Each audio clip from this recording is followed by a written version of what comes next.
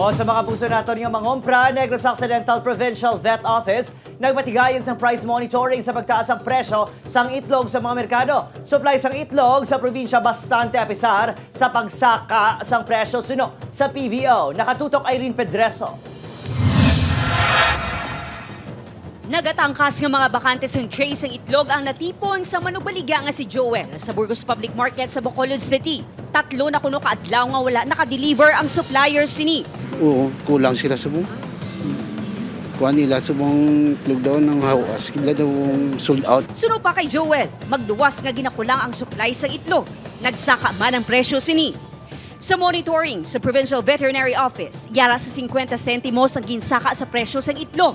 Maiwat ang supply sang jumbo size. Yara nga sizes nga napanaog, may sizes nga nagasaka. Every week ginayaway. Ati ang medium kag small bakal na yan mo. Yara sa 750, tubtub 8 pesos ang presyo sang small. 850, tubtub 9 pesos ang medium. Kag 9 tubtub 950 ang presyo sang large egg.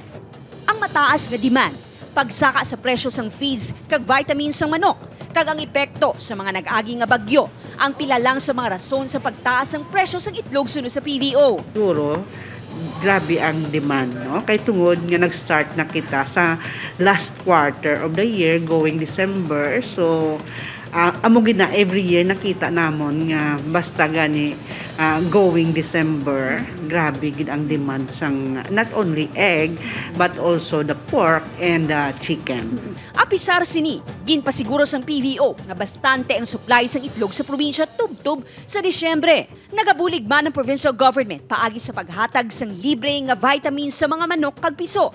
Agud mabuligan ang poultry farmers sa probinsya.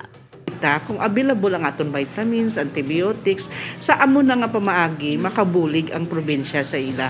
Plus, ang information in education campaign, gina-educate kin sila para nga hindi magmasakit ila kasapatan.